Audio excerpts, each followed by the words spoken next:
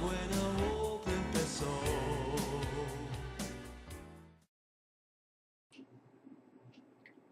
Well, hello. Welcome to 17A. Got a little bit of an introduction this time, don't we? Have a little bit of a different video. And with anything, we always want to try to improve, don't we? On a daily basis. Well, as you have seen from the beginning of the video, we are on page 110. It's going to be a review like I promised you from last time. We're going to review grammar rules, and specifically the grammar rules for feminine gender nouns. Okay, so we're on page 110. If you could please get your digital books there, and maybe you've already done that because of the video providing you with enough time to be prepared for when your teacher is here. Nonetheless, we talked about in lessons 16B and C about the different definite articles like la and el. This particular page deals with feminine articles such as la casa, la fiesta. Now, just because a noun ends in an A, as you know by this time, that doesn't mean that automatically it's going to be a feminine noun. There are exceptions for this. So we discussed that, remember? Okay. And then let's move on to the next page, 111, and we introduced to you masculine nouns such as el libro, el papel, el lápiz. Okay? And remember, Rule 3 kicks in relevant to pronunciation when there is an accent mark. Remember that? Okay. So, let's go to the next page, which is 112. Then we talked about indefinite articles, such as una and un. Remember, una would be associated with feminine articles, while un would be affiliated or associated with masculine articles. Un amigo, a friend. So let me ask you, what would be the definite article that we would use for friend in Spanish? What is that definite article if the noun was friend? Did you say el amigo? If you did, you were correct. Okay.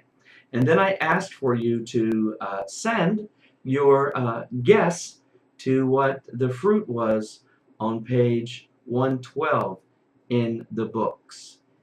Anybody guess a very huge mango? Okay, huge mango. Let's move on. Page 113.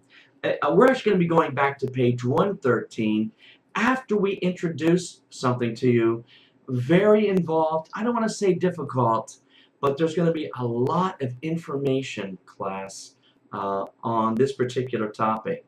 We're going to be discussing verbs explained. Now, if we go back to the previous page, skills application, please consider this. You were introduced to articles on the previous 2 or 4 pages, el, la, una, maybe 3 pages, okay?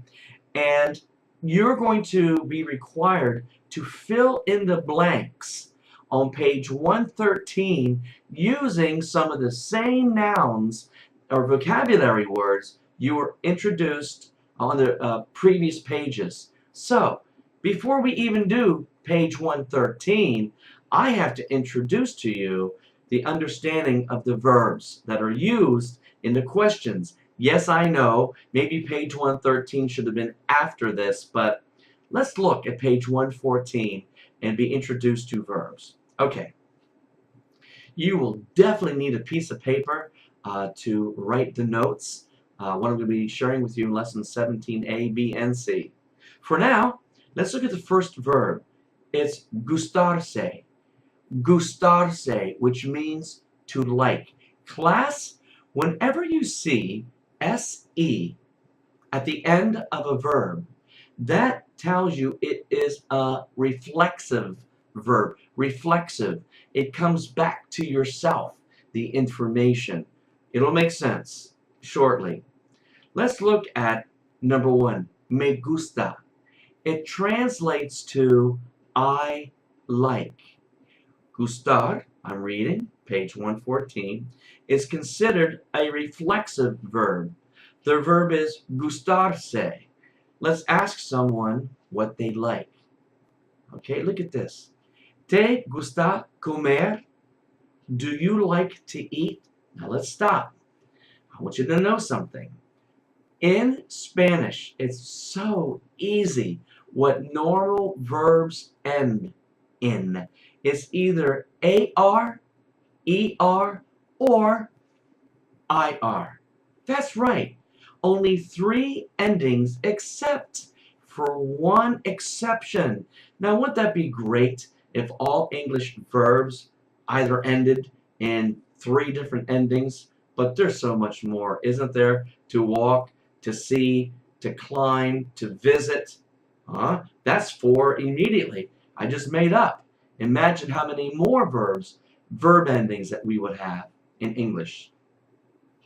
Nonetheless, class, we have AR, IR, ER, and the exception ending is SE.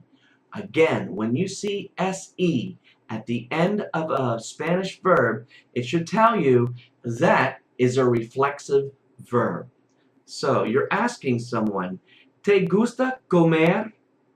To is associated with the reflexive verb you. Do you like to eat? Look at the answer on page 114. Sí, yes. Me gusta comer. Yes, I like to eat. Isn't that beautiful? Isn't that wonderful? So easy. So when you say that I like, it's me gusta. When you're asking someone if you or they, do you like it? ¿Te gusta? So the question is te, the answer is me gusta. ¿Te gusta? Then you ask the question, comer? How about this? ¿Te gusta nadar? Means do you like to swim? Look at this. There are actually 2 types of verbs, class, in this question. You have the reflexive verb gustarse, which you're asking someone, te gusta, do you? And then here's one of the infinitive verbs that ends in ER. What are the 3 endings? AR, ER, and IR, with the exception of reflexive verbs that end in se or se, gustarse. So, let's review. I like, me gusta, not gusto, but me gusta. And then you ask someone, do you? Te gusta, te. All right? That's number 1 explained. Let's look at number 2, tocar. Tocar means to play an instrument, not to play sports or a game. I'll explain that to you very shortly. For now, and let's do something here. Now, let's look, class, at number 1. The very first example, gustarse, on page 114. You with me? I like, do you like? Let's go back to page 113. I'm not going to give the answer to you. Look at number 1. Me gusta comer, and you're saying, I like to eat, and then you go back to the previous pages in your book. Look at some of the nouns that were introduced. Look at some of the vocabulary words, and you simply insert it into this answer. Now, this will be the last time that I reflect back to this page. Now look at number 2. Yo toco la what? I play the what? Now, if you look at the previous pages, you're going to find your answer. Now, see, probably some of you were confused. I'm hoping because you now see I'm on page 114. Please go there. Number 1 is associated with number 1 on page 113. Number 2 on page 114 is associated with the questions on page 113. So, you see how these work together? Okay? Then, when you're trying to find out what answer you want to provide in the spaces, you simply go to the previous pages and you determine what noun best fits the statement or the questions found on page 113. All right. So, yo toko, I play. Well, what do you play? Well, I don't know. Now, if you notice something here, refer to page 112. It's actually wanting you to refer to page 113, okay? I think there might be a 1 or 2 page numbering differential, so just be advised the page numbers may be different, okay? All right, let's look at number 3, ser, to be. There are 2 to be verbs in Spanish, remember? Ser is one, estar is the other. Now, I'm looking as I'm teaching to you right now. I'm looking at number 2. I want to remind you, when you want to play a sport, it's jugar, to play. Jugar, to play a sport. Does that make sense? All right, hopefully it does. Moving to the next page. Verbs explained. It'll be verb number 4. Necesitar. Necesitar. To need. The form of the verb that was used in this sentence was first person singular. What sentence? On page 112 or page 113, depending upon the edition that you're using. Okay? Typically, when the conjugated verb ends in the letter O without an accent, it is first person singular.